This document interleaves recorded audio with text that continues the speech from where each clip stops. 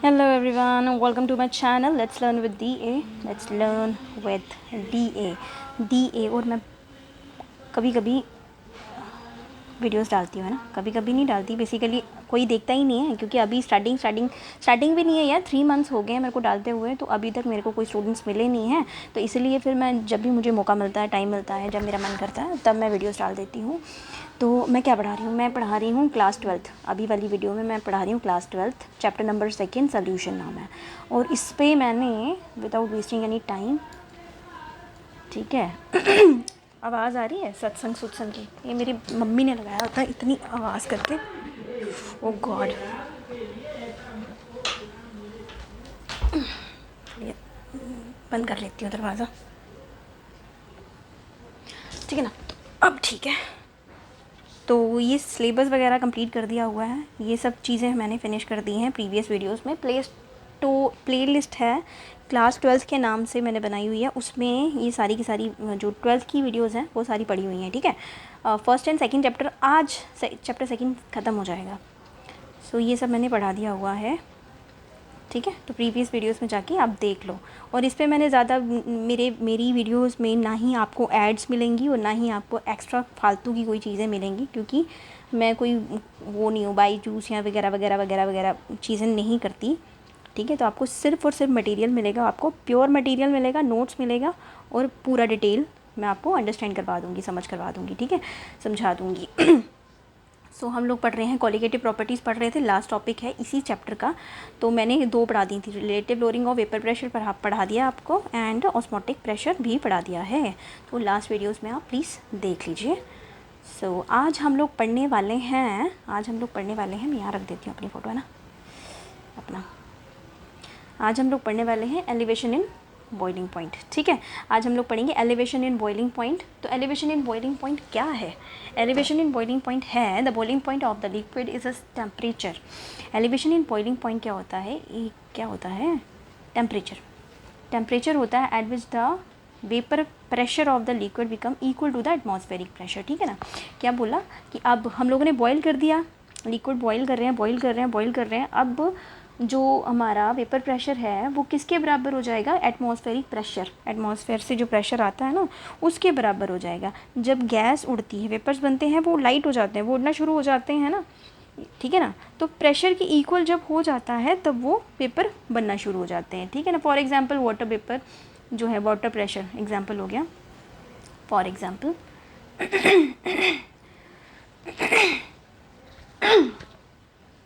जो vapour pressure है किसका? वेपर प्रेशर किसका? पानी का, है ना, पानी का, H2O का, वो है कितना है? 100 डिग्री सेल्सियस। यहाँ पे 100 डिग्री सेल्सियस में क्या होता है? यहाँ पे 373 केल्विन बोल सकते हैं इसको, ठीक है। इस पर क्या होता है, कितनी बार टेम्परेचर ये भी दिया हुआ है, 1.013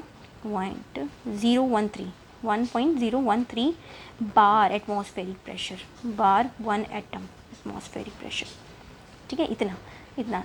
तो इस टेम्परेचर पे, इस प्रेशर पे जो पानी है वो बॉईल करना शुरू हो जाता है। मतलब यहाँ पे इस टेम्परेचर और इस प्रेशर पे क्या होता है कि एटमॉस्फेरिक जो पानी का जो वेपर प्रेशर है वो एटमॉस्फेरिक प्रेशर के इक्वल हो जाता है, ठीक है ना। तो हम लोग ये डायग्राम देखेंगे, डायग्राम देखेंगे।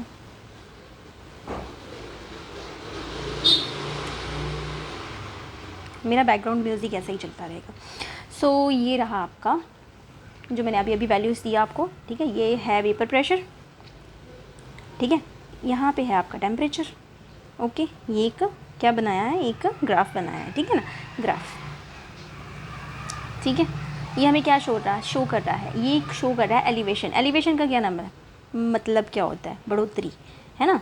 एलिवेशन का क्या मतलब होता है? बढ़ना, एलिवेशन, ठीक है। एलिवेशन इन बॉइलिंग पॉइंट, ठीक है, एलिवेशन इन बॉइलिंग पॉइंट। तो यहाँ पे ये जो है, ये क्या है? एटमॉस्फेरिक प्रेशर, अरे लिखा हुआ है, ठीक है। ये क्या है? एटमॉस्फेरिक प्रेशर है। ये कुछ ना कुछ तो होता ही रहता है मेरे आसपास।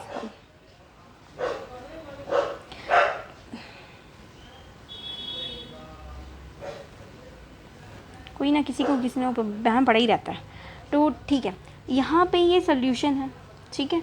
यहाँ पे ये सोल्यूशन है, तो यहाँ पे क्या हो रहा है, टेम्परेचर जैसे जैसे राइज़ किया, ये देखो ये राइज़ कर रहा है ना टेम्परेचर, ये टेम्परेचर राइज़ किया, ठीक है। अब टेम्परेचर यहाँ तक जब पहुँचा था तो एटमॉस्फेरिक प्रेशर इतना था, ठीक है ना।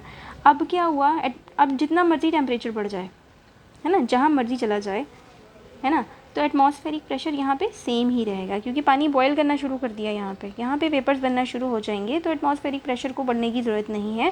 टेम्परेचर जितना मर्जी बढ़ जाए इससे फ़र्क नहीं पड़ेगा, है ना, समझ आया। सो इससे क्या हुआ, ये हमारा सोल्यूशन, ये और यहाँ पे ये सॉल्वेंट, यहाँ पे ये हमारा सॉल्वेंट है, यहाँ पे ये वेपराइज होना शुरू हो जाएगा। अब ये टेम्परेचर बढ़ता जा रहा है, तो सोल्यूशन का भी यही सेम टेम्परेचर रहेगा। तो किसके ऊपर, यहाँ पे एलिवेशन इन बॉइलिंग पॉइंट किसके ऊपर डिपेंडेंट की, हम लोगों ने अभी पीछे relative lowering of vapour pressure पढ़ा था ना, उसने कहा था कि relative lowering of vapour pressure जो है अगर कम हो जाता है तो वो भी किसके ऊपर डिपेंडेंट होता है, वो सॉल्वेंट के ऊपर डिपेंडेंट होता है। ये देखो यहाँ पे भी यही दिखाया हुआ है, हम लोग यही पढ़ने वाले हैं। तो हम लोगों ने यहाँ पे एक इक्वेशन पढ़नी है कि delta temperature in boiling point, temperature in ये क्या है, elevation in boiling point, temperature B है ये boiling point, is equal to K B into M हो गया, ठीक है ना, के बी इंटू एम हो गया। तो अभी हम लोग एक वो करेंगे, यहाँ पे है कुछ थियोरेटिकल समझाने के लिए। We know that the vapour pressure of the solution is lower than that of the pure solvent. हाँ, vapour pressure of the solution कम होता है ना, vapour pressure of the solution, vapour pressure of किसका, solution का, ठीक है ना, वो क्या होता है, इज़ कम होता है ना, कम होता है, ये बड़ा नहीं होता, ये कम होता है किसका, प्योर सॉल्वेंट के, है ना, pure solvent. And the vapour pressure increase करता है, वेपर प्रेशर क्या करता है, इंक्रीज़ करता है इन विद टेम्परेचर, है ना, विद टेम्परेचर के साथ इंक्रीज़ कर जाता है vapour pressure, hence the solution and the solution has to be heated more, इसलिए हमको सोल्यूशन को और ज़्यादा गर्म करना पड़ता है, हीट करना पड़ता है to make the vapour pressure equal to the atmospheric pressure. इस डायग्राम से हमें, इस ग्राफ से हमें ये समझ आता है, ठीक है। तो alternatively the elevation in the boiling point may be explained on the basis of the plot of the क्या हुआ, वेपर प्रेशर, है ना। अल्टरनेटिवली हम लोग ये कह सकते हैं, अल्टरनेट क्या होता है, किसी एक सोल्यूशन का दूसरा एक्सप्लेनेशन। तो हम लोग यहाँ पे ग्राफ के अकॉर्डिंग ये चीज़ एलिवेशन इन बॉइलिंग पॉइंट इस ग्राफ के अकॉर्डिंग हम लोग समझ सकते हैं, ठीक है। यहाँ पे ये सॉल्वेंट था, और गर्म करेंगे तो ये सोल्यूशन भी पूरा गर्म हो जाएगा। एक बार ये सॉल्वेंट हीट हुआ तो सोल्यूशन भी, टेम्परेचर थोड़ा सा रेज हुआ लेकिन एटमॉस्फेरिक प्रेशर नहीं चेंज हुआ, क्योंकि वो पहुँच चुका था जहाँ हमें चाहिए होता था, ठीक है ना। ये एक्सप्लेन हो गया, ठीक है, जैसे समझ आ गया, आया ना। अगर नहीं आया तो प्लीज़ कमेंट, ठीक है, और प्लीज़ लाइक भी कर दिया करो साथ में। अब एंड में मुझे भूल जाएगा, और अगर भूल नहीं जाएगा तो मैं फालतू में वीडियो लंबी हो जाती है बार बार बोल के, है ना। सो अब हम लोग पढ़ेंगे expression for the elevation in boiling point, expression for the elevation in boiling point, ठीक है ना। तो क्या है elevation in boiling point, depend किसके ऊपर करता है, कंसनट्रेशन ऑफ सोल्यूट के ऊपर, किसके ऊपर, डिपेंड्स अपॉन कंसनट्रेशन ऑफ किसके ऊपर, सॉल्यूट, ठीक है, सोल्यूट, ठीक है, किसके अंदर, सोल्यूशन के अंदर, है ना, सोल्यूशन के अंदर लिख लो, ठीक है। Elevation in boiling point depend upon the concentration of solute in the solution has been found to be relatively, हम लोग मोलैलिटी के साथ इसको काउंट करते हैं, ठीक है ना, एम मोलैलिटी पता है ना, किया ना हम लोगों ने, पहले देख लो प्लीज़, पुरानी प्रीवियस वीडियोस देख लो, तो मोलैलिटी देख लो, ये क्या हुआ, मोलैलिटी, मोलैलिटी, ठीक है। सो इसका हम लोगों के पास, इसके नीचे ही लिख रही हूँ मैं, इसके नीचे अभी मैंने पीछे बताई equation, T B is equal to K, ये पैर के नीचे सब्सक्रिप्शन जो नीचे वाली होती है ना, सब्सक्रिप्शन उसको बोलते हैं, इनटू मोलैलिटी। के क्या है, टेम्परेचर है, के क्या है मैं बताती हूँ। वेयर के is the molar elevation constant क्या है ये, के क्या है, ये क्या है, मोलर एलिवेशन कांस्टेंट, ये डेफिनेशन लिखी है मैंने इसकी। सो के मैं साफ करूँ, यहाँ पे लिख देती हूँ, T B is equal to K B into M.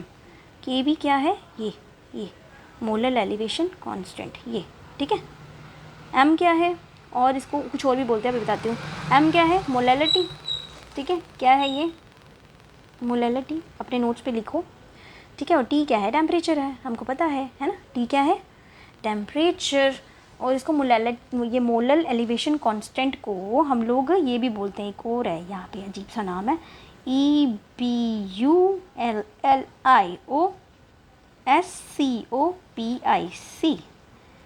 एबोलोस्कोपिक constant.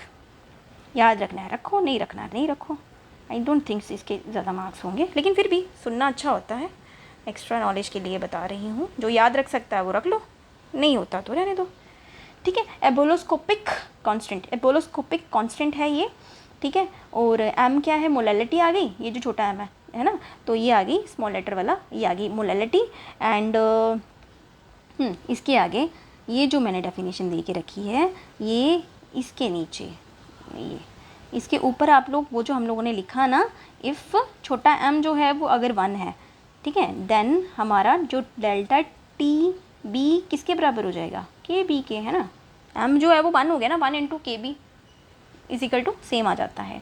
तो हैंस करके ये जो डेफिनेशन मैंने लिखी है ये आ जाएगी कि molal elevation constant K B, है ना, molal elevation constant K B may be defined as the elevation in the boiling point when the molality of the solution is the unity क्या होता है? हमेशा 1 होता है। यूनिटी क्या है? मल्टीप्लिकेशन का यूनिट है 1 होता है ना। So that is the 1 mole of the solute, 1 mole of the solute is dissolve in 1 kg। मतलब 1 मोल ऑफ द सोल्यूट जो है वो अगर हम लोग 1 किलो पानी सॉल्वेंट में डिज़ोल्व कर देंगे, पानी क्यों, कुछ भी ले लो, तो उसमें डिज़ोल्व कर देंगे, और 1 kg क्या है? 1000 ग्राम्स ऑफ द सॉल्वेंट में डिज़ोल्व कर देंगे। द यूनिट ऑफ के बी आर देयरफॉर, कैसे हम लोग उसको वो करेंगे, उसका यूनिट क्या रहेगा हमारे पास? डिग्री पर मोलैलिटी, ठीक है। क्या होगा? डिग्री पर मोलैलिटी, दैट इज, ये क्या है? ये क्या है? डिग्री पर मोलैलिटी होगी केल्विन। ये क्या है? K for kelvin and M for molality, ठीक है। डिग्री केल्विन हो गया, KELVIN हो गया, और मोलैलिटी तो हमें पता ही है, मोलैलिटी का एम छोटा केल्विन। और इसको बोलेंगे सेल्सियस भी बोल सकते हैं, केल्विन नहीं लिखना तो डिग्री सेल्सियस लिख दो, है ना। केल्विन नहीं लिखना तो डिग्री सेल्सियस पर मोलैलिटी लिख लो, या फिर क्या लिखना है? केल्विन किलो पर इनवर्स, मोल इनवर्स, ठीक है। केल्विन किलोग्राम पर मोल, केल्विन किलोग्राम पर मोल, हमें पता है ना मोल इनवर्स कैसे लिखते हैं, नीचे की तरफ आता है, ठीक है। तो ये आपका आ गया मोलल एलिवेशन कांस्टेंट, ठीक है, defined as the elevation in the boiling point when the molality of the solution is unity हो जाता है, ठीक है। दैट इज़ 1 मोल जो होता है सोल्यूट, उसको डिजोल्व किया 1 किलो पानी में ऑफ द सॉल्वेंट, पानी नहीं मतलब सॉल्वेंट, कोई भी लिक्विड, ठीक है जी। अच्छा लिक्विड है यहाँ पे पर्टिकुलर दिया नहीं है इन्होंने। सो अच्छा, ये आपकी बुक में कॉन्स्टेंट्स कुछ दिए हुए हैं, जैसे water is equal to 0.50, ebullioscopic constant, molal elevation constant, ठीक है, कुछ दिए हुए हैं। जैसे पानी हो गया, H2O का एब्यूलोस्कोपिक कांस्टेंट है 0.52, ठीक है। फिर और भी है, बेंजीन का है 2.53 बेंजीन, ठीक है। अगर आपने देखना है तो आपको बुक में मिल जाएगा, ठीक है जी। अपनी बुक में देख रहा हूँ। तो अब हम लोग थोड़ा सा एक्सप्रेशन इसको एक्सप्लेन कर देंगे, ठीक है। इसको थोड़ा सा, मुझे खाली स्पेस चाहिए इसकी, यहाँ पे डेरिवेशन मैंने लिखी नहीं थी इस पर, क्योंकि मुझे डेरिवेशन जो है वो उसको टाइप करना पड़ता है, तो फिर उनको टाइप करने में प्रॉब्लम है। मैं सोचा निकाल ही देती हूँ ना डायरेक्टली, तो इसी के नीचे आपने डेरिवेशन करना है। मैं डेरिवेशन के लिए करूँ मैं डेरिवेशन, चलो ठीक है। सो डेरिवेशन करते हैं, लिखो फिर, DERIVATION, derivation of the expression, कौन सा वाला जो अभी किया ना कौन सा? Delta T B into is equal to, ये क्या है? के बी इंटू एम, ठीक है। इसकी डेरिवेशन करेंगे हम लोग। तो मैंने साफ कर दिया, प्लीज़ कर लेना। It may be derive in a simple manner. It is evident that the greater lowering of vapour pressure, delta P greater lowering, ये डेरिवेशन करा रही हूँ मैं, DERIVATION, मेरे पास जगह नहीं है यहाँ पे, खाली स्पेस नहीं रखी मैंने। Derivation of the expression, EXPRESSION, ठीक है। एक्सप्रेशन कौन सा है देखते हैं, इससे दिखेगा, हाँ दिखेगा, डेल्टा टी बी, ठीक है, is equal to K B into M हो गया। सो मैं इट इज़ एविडेंट दैट यहाँ से स्टार्ट कर रही हूँ मैं, ठीक है। So it is evident that greater lowering of vapour pressure, lowering ERING इन किस में, vapour pressure VP। Vapour pressure कितना होता है, डेल्टा P को बोलते हैं उसको, ठीक है। And the higher is the elevation in the boiling point, और जो हायर होता है, हायर इज़ द, जब हायर हो गया तो हम लोगों ने डेल्टा टी भी बोल दिया इसको, ठीक है। एलिवेशन ELEVATION इन किस में, बॉइलिंग पॉइंट BP, ठीक है। बॉइलिंग पॉइंट क्या है वो, डेल्टा TB। प्लीज़ अपने नोट्स बनाते रहें साथ साथ में, ठीक है। So that is delta TB is directly proportional to delta किसके ऊपर, प्रेशर के ऊपर। अभी बोला ना उसने, greater lowering in the vapour pressure, higher is the elevation in temperature. Graph भी पढ़ा हमने अभी अभी, है ना, ग्राफ पढ़ा ना, किया ना हम लोगों ने ग्राफ।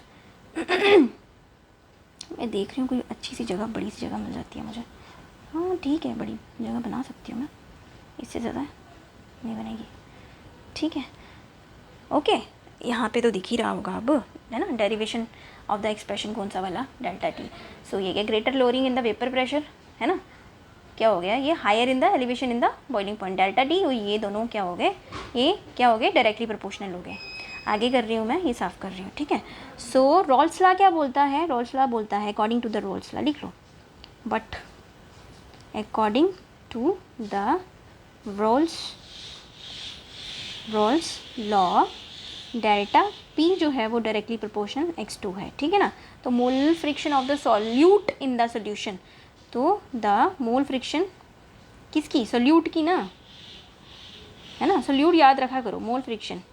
ये ज़्यादातर क्वालिटेटिव प्रॉपर्टीज़ जो है ना, ये सोल्यूट के ऊपर डिपेंडेंट करती हैं ज़्यादातर, सोल्यूट,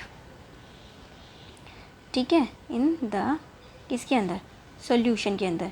ये क्या है, delta TB directly proportional x2 क्या है, mole fraction of solute, x2 को मानते हैं ना।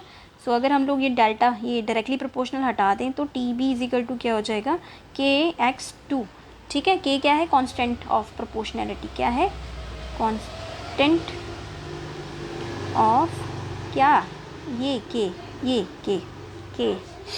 ठीक है, K ये वाला कांस्टेंट ऑफ प्रोपोर्शनैलिटी, ठीक है, कांस्टेंट ऑफ प्रोपोर्शनैलिटी।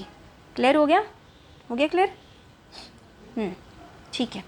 तो कांस्टेंट ऑफ प्रोपोर्शनैलिटी आ गया, तो आगे कर रही हूँ मैं। सो चेंज कर लो, constant of proportionality but x2 is equal to क्या था हमारे पास, number of moles in the solute plus total number of solute plus solvent के जितने भी मोल होते हैं, नंबर ऑफ मोल्स, ठीक है, इस कॉन्ग्रुएंट टू। अभी हम लोगों ने पिछली इक्वेशन की थी ना, N2 हो जाता है और N1 को, यहाँ पे हम लोगों ने N2 को निगलेक्ट कर लिया था, ठीक है, जब सोल्यूशन इज़ डिल्यूट हो, सोल्यूशन जब डिल्यूट हो तब, है ना, सोल्यूशन डिल्यूट हो तो फिर इसी के ऊपर डिपेंडेंट करता है हमारा का सारा प्रोग्राम। तो और x2 इज इक्वल टू कितना हो जाएगा, N1 इज इक्वल टू हमारे पास है, और N1 की वैल्यू हम लोगों ने पीछे निकाली थी ना, है ना, प्रीवियस वीडियो देख लो बच्चे, ठीक है, W1 अपॉन कैपिटल M, ठीक है। ये मोलैरिटी है, वेट अपॉन मोलैरिटी किसका, सोल्यूशन का, सॉल्वेंट का, वेट अपॉन मोलैरिटी, दोनों ही सोल्यूशन सॉल्वेंट के हैं, ठीक है ना। सो दैट इज़, इसका मतलब हम लोगों ने वैल्यू पुट कर देंगे डेल्टा TB, ठीक है ना, डेल्टा TB क्या है ये, टेम्परेचर,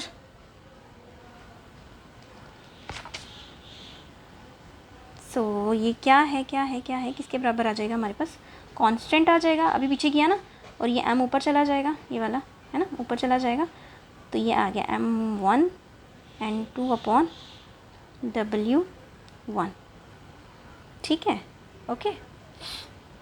सो ये इक्वेशन आ जाएगी आपकी, फिर से लिखो, delta therefore TB is equal to KM1 N2 upon N1, ठीक है, ये आ गया। So if the mass of the solvent, अगर हमारा मास जो है वो सॉल्वेंट का कितना है, W1 इज इक्वल टू कितना, ये W है, W1 is equal to 1 kg है, देन एविडेंटली हमारे पास N2/N1 is equal to N, ये W है, M हो जाएगा, छोटा m, ठीक है ना। तो मोलैरिटी ऑफ द सोल्यूशन के बराबर हो जाएगा। तो also for the given solvent it is molecular mass M1 is constant for the कौन सा वाला गिवन सॉल्वेंट। अगर हम लोगों ने ये वाला सॉल्वेंट लिया तो ये कितना हो जाएगा, ये कांस्टेंट हो जाएगा। तो हमारे पास जो इक्वेशन रह जाएगी वो है Km1 is equal to Kb आ जाएगी, ठीक है, another constant. Hence the above result reduces to, और फिर ये वाला ऊपर वाला रिजल्ट, ये वाला ऊपर वाला रिजल्ट जो है वो रिड्यूस हो जाएगा, कहाँ पे चला जाएगा, delta T B is equal to Kb m हो जाएगा। अपनी अपनी नोटबुक पे नोट करते जा रहे हो ना, स्टेप बाय स्टेप लिखते जाना, ठीक है ना। अब एक साथ बोर्ड पे लिखूंगी तो मैंने कहा ना मेरा माइक ख़राब हो गया, वरना मैं बोर्ड पे पढ़ा देती आपको। तो यहाँ पे अगर आप नोट्स लिखते जा रहे हो तो उसको आराम से समझ आता जा रहा होगा जो नोट्स बना रहा है साथ साथ में। अब केमिस्ट्री है तो आप मैथमेटिकल पढ़ रहे हो तो आप सिर्फ देख के नहीं समझ सकते हो। हाँ एक बार है, एक बार ही देख लो, एक बार ही लिख लो, ठीक है ना। तो आपको ये मैं प्रॉपर नोट्स दे रही हूँ। Calculation of molar mass, molecular mass of the solute, एक एग्जाम्पल करवा दूँ, एक एग्जाम्पल करवा दूँ क्या, ये कितना टाइम हुआ है, एक एग्जाम्पल भी दे देती हूँ, ठीक है ना, एक एग्जाम्पल दे देती हूँ। Calculation of molecular mass of solute, calculation of molecular mass of the solute, ठीक है। सो हमारे पास है so as the molality of the number of moles of the solute dissolved in 1000 kg of W1 gram of the mole is equal to M is equal to हमारे पास है W2/M2 into 1000 upon W1, ठीक है ना। And delta T B फॉर्मूले के according हमारे पास ये भी ये है ना, वो क्या बन जाएगा, वो यही बन जाएगा जब ये वाली वैल्यू हम लोग इसमें डालेंगे, ठीक है ना। तो ये आ जाएगा हमारे पास delta T B is equal to K B, और ये वैल्यू इसमें डाल देंगे ना, है ना, ये फर्स्ट इसमें डाल देंगे इसमें, तो ये आ जाएगा हमारे पास W into W2 upon capital one, ठीक है, मोलैरिटी अपॉन 1000 अपॉन W1। तो हमारे पास जो इक्वेशन आएगी calculation of the molar mass of the solute, ठीक है, वो क्या आ जाएगी, हेंस करके M2 is equal to 1000 into KB into W2 upon delta TB into W1, ठीक है ना। This formula is often used for the calculation of molecular mass of non-ionic solvent, ठीक है ना। ये फॉर्मूला अक्सर यूज़ होता है किसका, मॉलिक्यूलर नॉन आयनिक सॉल्वेंट्स का मॉलिक्यूलर मास निकालने के काम आता है, सॉल्वेंट नहीं सोल्यूट्स, ठीक है। सो जिसको हम लोग इलेक्ट्रोलाइट्स भी बोलते हैं, ELECTROLYTES, ठीक है। जब हम लोग पानी में नमक डालते हैं, चीनी डालते हैं, तो हमारे लिए इलेक्ट्रोलाइट्स ही होते हैं ना, ये है ना। Ion present in the liquid, number of ion present in the liquid, that ions are electrolytes, है ना। बाज़ार में ड्रिंक भी मिलता है ना, जब डॉक्टर दे देते हैं कि इलेक्ट्रोलाइट्स लिया करो, तो दैट्स इलेक्ट्रोलाइट्स, ठीक है ना। तो इसी के साथ ये वाला टॉपिक ख़त्म हो जाता है। इसके बाद थोड़ा मैथमेटिकल क्वेश्चन है, अगर आप लोग मेरे को रिक्वेस्ट करोगे, आप मुझे कमेंट में बोलोगे कि मैम वो करवा दो, तो मैं वो भी करवा दूँगी, लेकिन अभी नहीं करवाऊँगी। अभी जो मुझे लगता है सिलेबस है मैं वो करवा दूँगी। तो नेक्स्ट टॉपिक पकड़ रहे हैं हम लोग अब, ठीक है, depression in the freezing point. Now बारी आ गई आपकी depression in the freezing point की। तो depression in the freezing point उसकी तरह ही है। डिप्रेशन इससे क्या हो जाता है, फ्रीजिंग पॉइंट जो है वो कितना हो गया, ऐसे पानी का कितना होता है, 0 डिग्री सेल्सियस। अब इसने बोला डिप्रेशन है, डिप्रेशन मतलब घटना, डिक्रीज़ होना, है ना। तो नाम से ही पता चल रहा है डिप्रेशन मतलब डिक्रीज़ होना, डिक्रीजिंग इन फ्रीजिंग पॉइंट। तो डिक्रीज इन फ्रीजिंग पॉइंट का मतलब है यहाँ पे 0 डिग्री से भी कम चला गया, तो ये भी सॉल्वेंट के ऊपर डिपेंड करता है, सोल्यूट के ऊपर डिपेंड करता है, ठीक है। ये भी किसके ऊपर डिपेंड करता है, सोल्यूट के ऊपर। तो freezing point of the substance is the temperature at which the solid and the liquid forms of the substance are in equilibrium, ठीक है। that is the solid and the liquid form of the substance have the same vapor pressure, ठीक है। क्या बोला इसने, freezing point of the substance is the temperature, एक ऐसा temperature होता है एट विच जो solid and the liquid form बराबर हो जाते हैं। सॉलिड जम गया ना, लिक्विड जम गया, ठीक है, ये लिक्विड था अब ये हार्ड हो गया तो सॉलिड बराबर हो गया। तो सॉलिड और लिक्विड जो होते हैं वो दोनों इक्विलिब्रियम में आ गए। पहले लिक्विड बहता था लेकिन अब वो बर्फ़ बन गया, वो सॉलिड हो गया, अब वो पकड़ के रखा, अब नहीं हिलने वाला, है ना, अब नहीं हिलने वाला। तो क्या हो गया, equilibrium that is the solid and the liquid form of the substance have the same vapour pressure. Now इनका वेपर प्रेशर जो किसका, सॉलिड और लिक्विड का वेपर प्रेशर सेम हो गया, ठीक है। So we know that the vapour pressure of the solution is less than that of the, हमको पता है वेपर प्रेशर जो होता है किसका, हमें पता है vapour pressure of solution, solution का क्या होता है, लेस होता है, लेस डिक्रीज नहीं, मतलब ये डिक्रीज वाला साइन डाल रही हूँ मैं, less than the pure solvent, ठीक है, प्योर सॉल्वेंट से लेस होता है।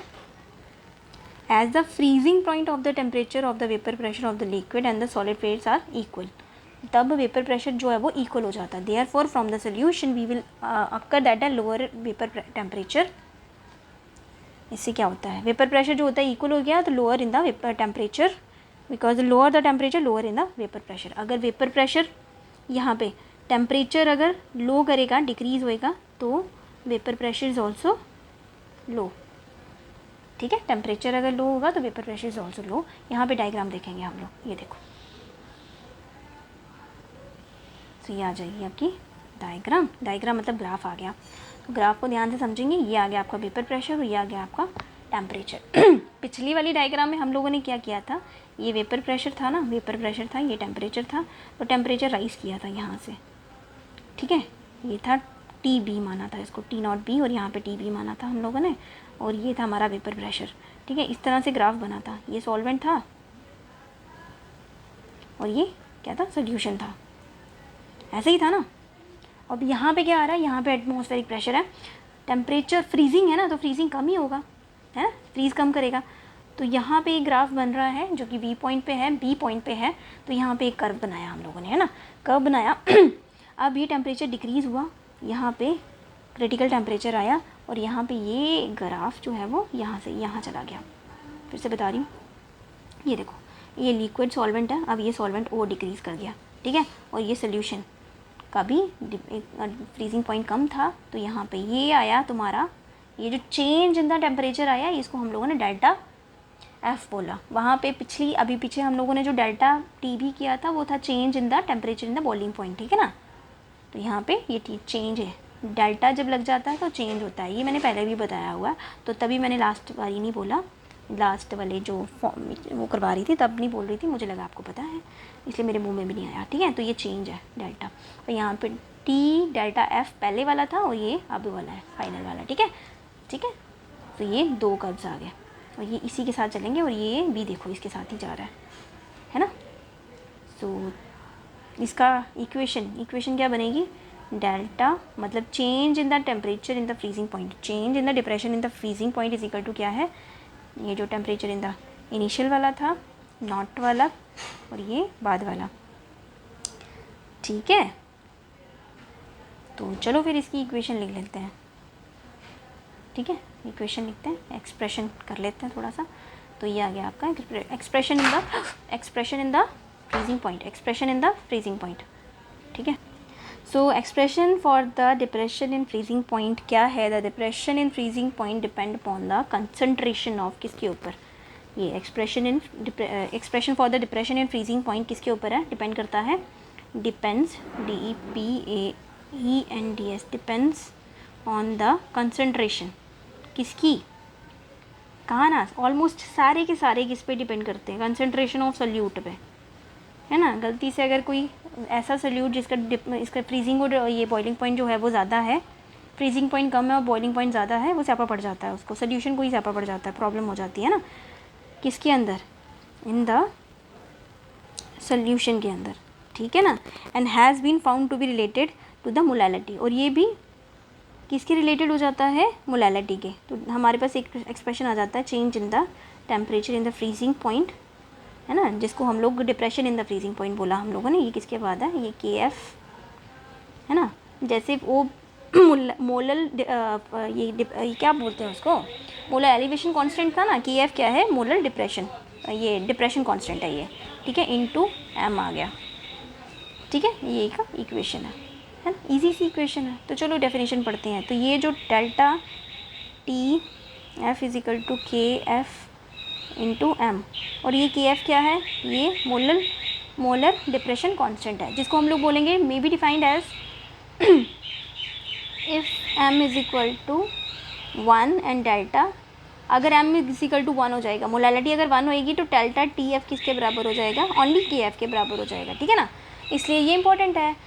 सो ये क्या हो गया,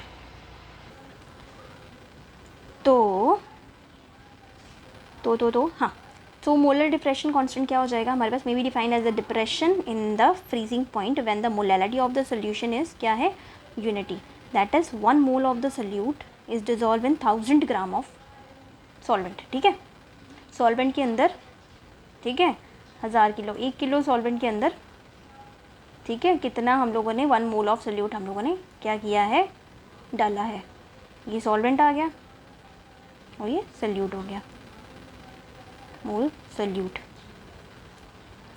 ठीक है। तो यूनिट ऑफ के एफ आर देयरफॉर क्या बोलेंगे इसका, डिग्री मोलैलिटी, ठीक है, क्या बोलेंगे इसको, डिग्री मोलैलिटी, जिसको हम लोग बोलेंगे के, केल्विन हो गया और एम से मोलैलिटी हो गई, ठीक है, और यहाँ फिर इसको ये भी बोल सकते हैं केल्विन किलो पर मोल इनवर्स, सेम ही है पिछला वाला, है ना, सेम ही है।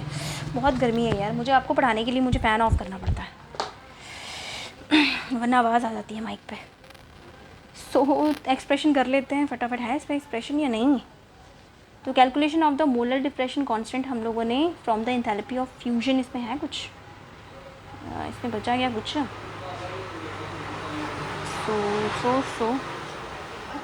सो जैसे पिछला वाला सॉल्व किया था ना, यहाँ पे इन्होंने सॉल्व नहीं किया, उन्होंने सिर्फ इतना बताया हुआ है कि डिप्रेशन इन फ्रीजिंग पॉइंट, ये लिखूँ कैलकुलेशन ऑफ, ये नया टॉपिक, ठीक है, नया टॉपिक नहीं मतलब इसके नीचे लिखना, molar depression constant from enthalpy ENTHALPY of fusion, ठीक है, क्या हो जाएगी ये जैसे लास्ट वाला निकाला था वैसा ही है, सेम टू सेम, ये साफ़ कर दूँ मैं, ये आ जाएगी हमारे पास, ये आएगी हमारे पास के एफ, ठीक है, constant of molar depression constant is equal to R T, enthalpy का यूज़ कर रहे हैं यहाँ पे, आर टी नॉट अपॉन 1000 पर लीटर LF, ठीक है, जो कि किसके बराबर है, M capital molarity R T not square upon 1000 delta fusion, ठीक है, ये H फॉर एंथैल्पी, ठीक है, और ये जो LF था, LF किसके बराबर था, डेल्टा F एंथैल्पी अपॉन, ठीक है, टेम्परेचर M1। तो वैल्यूज़ हम लोगों ने डाल दी, लिख लिया ना, आप लोगों ने लिख लिया, मैं बता रही हूँ वेयर, अभी हम लोगों ने जो लिखा, T नॉट क्या था, freezing point of the liquid, है ना, अगर पानी है तो उसका 0 डिग्री आ जाएगा, freezing point of liquid, pure solvent, LF था latent heat, LETEN latent heat of fusion, लिख लो पर ग्राम ऑफ सॉल्वेंट, लिख दिया, लिख लो फटाफट लिखो, फिर delta fusion H is equal to latent heat of fusion per mole of solvent, ठीक है, और M1 क्या है, molecular mass of the solvent, ठीक है, सॉल्वेंट, R क्या है, गैस कांस्टेंट, R क्या है, गैस कांस्टेंट जो कि है हमारे पास 8.314 जूल पर केल्विन, ठीक है, जिसको हम लोग 2 ठीक है CL कैलोरीज पर डिग्री पर मोल भी कह सकते हैं, अगर इफ़ LF और डेल्टा फ्यूजन HRN कैलोरीज हो तो। और पहला वाला जो लिखा है ना 8.314 वाला, अगर वो ये चीज़ अगर जूल्स में हो तब वैसा आंसर आएगा, जूल पर किलो पर मोल, ठीक है। इसी के साथ मैंने ये टॉपिक ख़त्म कर दिया, इसी के साथ ये चैप्टर भी ख़त्म होता है। इसकी एप्लीकेशन भी हैं 2-3, पढ़ लो, देख लेती हूँ, एप्लीकेशन भी देख लो और ख़त्म करो इसको, ठीक है। एप्लीकेशंस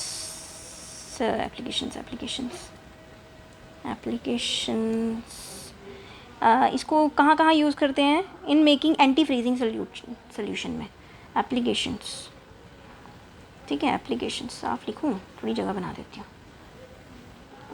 ठीक है। सो इसकी एप्लीकेशंस हैं किसकी? Depression in freezing points, applications in of depression RESSION in freezing points, ठीक है। तो आपका in making anti freeze solution, इसको एक्सप्लेन कर देती हूँ, लिखूँगी नहीं। If the running of the car is sub zero weather even if the radiator is full of water.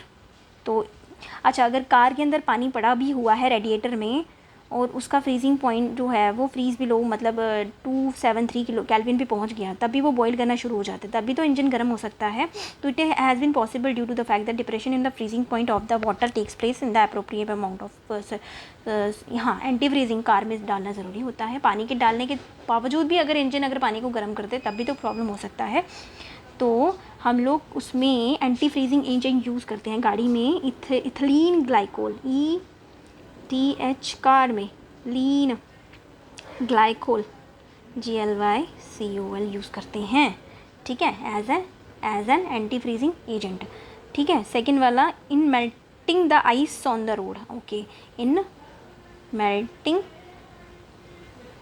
Of ice on the roads, ठीक है, आइस को मेल्ट करने के लिए काम आता है। और कौन सा वाला है? कॉमन सॉल्ट और कैल्शियम क्लोराइड CaCl2, ठीक है, वो हम लोग क्या करते हैं? Secreted on the road to melt, ice को मेल्ट करने के लिए, बस यही है, यही बोला उसने। आइस मिक्सचर जो होता है कैल्शियम क्लोराइड का, वो कितना होता है? -55 डिग्री सेल्सियस होता है। सो दैट्स वाई वो रोड पे या आइस पिघलाने के काम आ जाता है। तो rest method CAM4 has high molar depression constant, hence it is used as a solvent for the finding mixture of masses of organic compound। Last में ना एक मेथड लिखा हुआ है, रेस्ट मेथड, इसको मैं पढ़ के सुना देती हूँ आपको क्या है। CAM4 के बारे में बोला हुआ है। CAM4 अगरबत्ती, CAM4 का हायर मोलर डिप्रेशन कांस्टेंट है कितना? 39.7 degree. Hence it is used as a solvent, ये सॉल्वेंट के तौर पे काम आता है for finding the molecular mass of the organic compounds, ठीक है। इसको हम यूज़ करते हैं to find molecular masses of organic compound like naphthalene हो गया, PHTHAL, नेप्थलीन हो गया, एंथ्रासीन हो गया। नेप्थलीन बॉल पता है ना क्या होती है? जो कपड़ों में डालते हैं हम लोग ताकि उसमें कीड़ा ना लगे, है ना, क्या बोलते हैं उसको? फर्नाइल वगैरह का कुछ होता है, वाइट टैबलेट होती है। Soluble in CAM4 in the molten state, the depression in the melting point which is same as the depression in the freezing point so is so large that it can be found in ordinary thermometer, is called Rast. और इस method को क्या बोलते हैं? ये जो finding the temperature of इस naphthalene और एंथ्रासीन थ्रू CAM4, इस मेथड को बोलते हैं रेस्ट मेथड, ठीक है। एक आधे नंबर का आ सकता है आपको, सो इसी के साथ जो चैप्टर ख़त्म हो जाता है। प्लीज़ ऐसे मत जाना, लाइक करके जाना, सब्सक्राइब करके जाना, ठीक है। प्लीज़ कमेंट कि आपको अगला क्या देखना है, ठीक है। एंड शेयर भी कर देना अपने फ्रेंड्स के साथ, तो मेरी बहुत बहुत हेल्प हो जाएगी। Thanks for watching. इसी के साथ ये चैप्टर ख़त्म होता है, काफ़ी टाइम से चल रहा था, ठीक है। तो कमी पेशी होगी प्लीज़ कमेंट करके मुझे बता दो, ओके।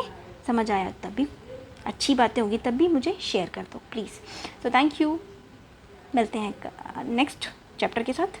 तब तक के लिए bye, take care, see you, meet you tomorrow या फिर नेक्स्ट डे, बाय।